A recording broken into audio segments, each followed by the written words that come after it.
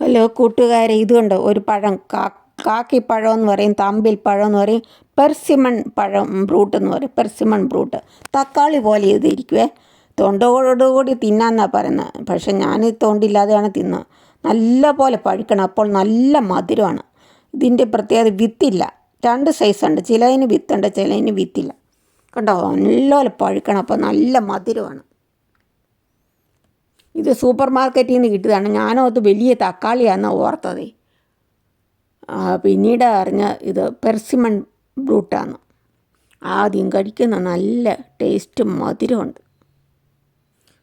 വളരെ പോഷകാംശങ്ങൾ നിറഞ്ഞാണ്, വിറ്റാമിനുകൾ നിറഞ്ഞാണ്, ഹൃദയ ആരോഗ്യത്തിന് നല്ലതാണ്. കണ്ടോ, നല്ലപോലെ പഴുക്കണം. കണ്ടോ, തക്കാളി പോയൊക്കെ തോന്നേലേ.